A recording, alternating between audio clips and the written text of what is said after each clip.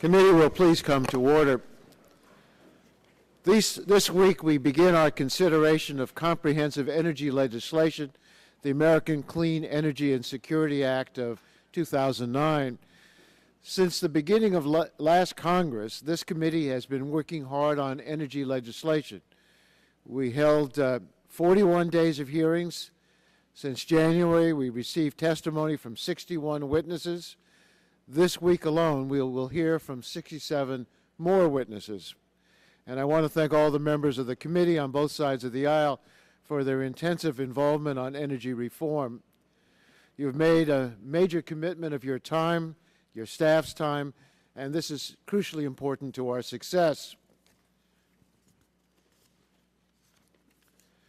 I also want to warn the members, as hard as we have been working, the pace is going to accelerate over the next 4 weeks.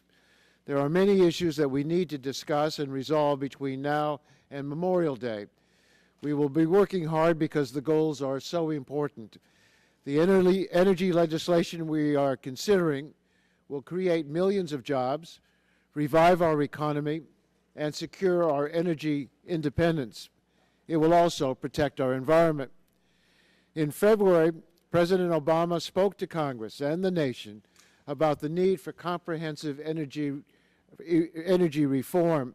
He called on Congress to pass legislation that would transform our economy, protect our security, and preserve our planet. Our job on this committee is to meet those goals. We are fortunate today to have 3 cabinet-level officials testifying to our committee for the first time: Energy Secretary Stephen Chu, EPA Administrator Lisa Jackson, and Transportation Secretary Ray LaHood. They will explain the President's objectives and how we can ensure our legislation meets them. As Chairman Markey and I worked on the draft legislation, our blueprint was a plan proposed by the U.S. Climate Action Partnership, a coalition of industry CEOs and environmental organizations. We will hear today from 6 leaders of U.S. CAP: DuPont, ConocoPhillips, Duke Energy, Alcoa, NRG, and the Natural Resources Defense Council. They will tell us how well we did translating their blueprint into legislative language. I want to thank them and all our witnesses for their participation in this hearing. We have said that some have said that true energy reform will undermine our economy.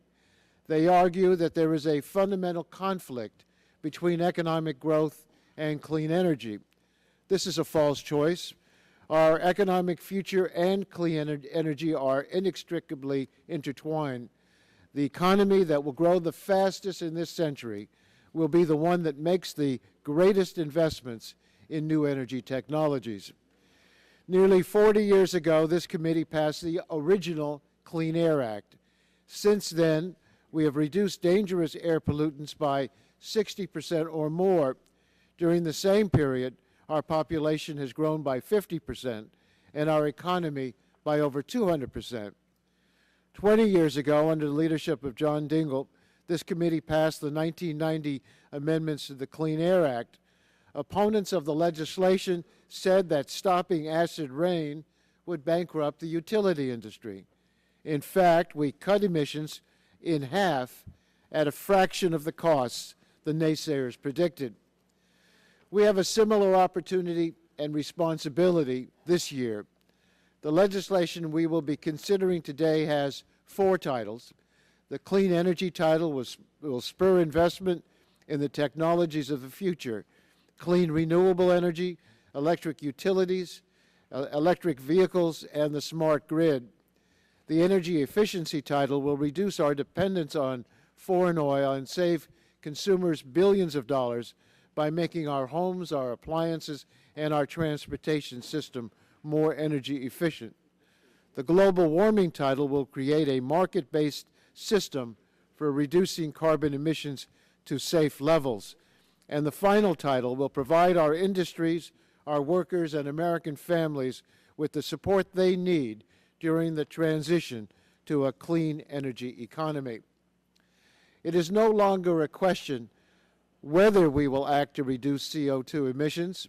The endangerment finding released by EPA last week answers that issue. The real question is whether we will do so in a way that strengthens our economy, creates new jobs, and ends our dangerous dependence on foreign oil. These are achievable goals, but to reach them, Congress needs to act, and we on this committee need to lead the way. We can succeed, but we will need to work together to forge consensus and a workable solution. And I look forward to working with all the members of the committee as we embark on this process.